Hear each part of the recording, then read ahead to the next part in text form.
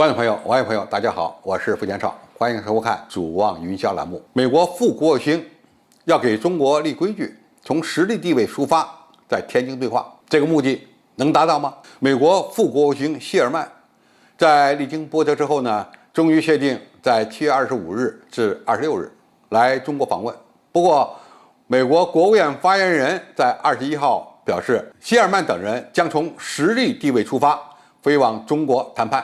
而中国外交部发言人赵立坚随后就表示，中国在3月份安克雷奇对话时呢，已经表示不吃这一套，那么在天津更不会吃这一套。美国显然想安排谢尔曼来中国访问，那么为何在访问前又释放出强硬的信号呢？恐怕是要应对美国国内的一些政治氛围的需要。在美国，对华强硬似乎已经成为共和党和民主党两党的共识，甚至成为了政治正确。美国国务院的发言人在谢尔曼访华前不得不做出这么一个表示。其次，这次会面是美国有求于中国，而不是中国有求于美国。他们已经申请了好几次，我们才答应这么一个会面。那么这次会谈，美国人要想取得什么样成果，目的应该说还是比较明确的。那么为了在谈判桌上捞到好处，因此他们似乎认为在谈判前对中国施压，就有可能在双方沟通的过程中拿到一张比较好的牌。其实呢，也可以看出来，基于美国现在的经济形势，它必须要跟中国改善关系，否则它的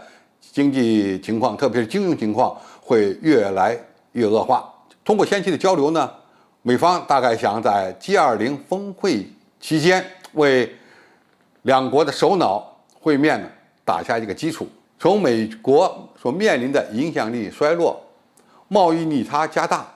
通货膨胀严重等问题来看，美国官员来中国很可能是为了商定双方处理矛盾的一些规则，同时呢，明确双方可以合作的领域，为定义新时代的中美战略竞争关系，一方面表达对华强硬，另一方面呢，也希望中国在美国经济困难的时候提供某些支撑支持。最后呢，我们也可以看出来，美国对华战略打压应该说已经无牌可打了，只能打嘴炮。中国对美国的态度现在是比较硬气，是因为中国有这个实力，有这个底气，不可能因为美国的打压而让步。如果美国要继续合作，中国是非常欢迎的，因为合则两利。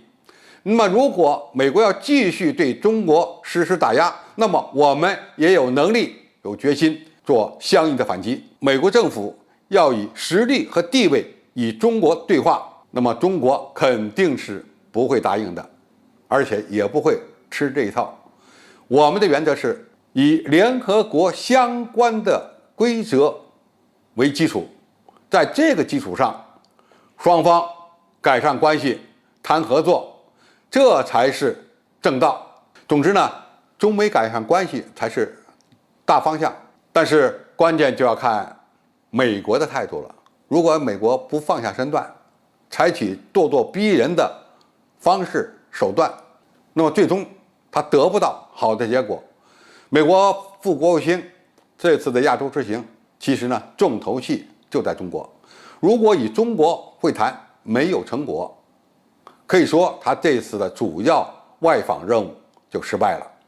如果美国副国务卿此次来访不是作秀，就不应该趾高气扬，否则就可能再次灰头土脸。当然，我们还是希望中美两个大国的关系呢能够取得真正的改善，这不但有利于中美两国，更有利于世界和平。好，今天的介绍就到这里，谢谢大家收看。感兴趣的朋友，我们可以在下面的留言区留言交流讨论。我们下期再见。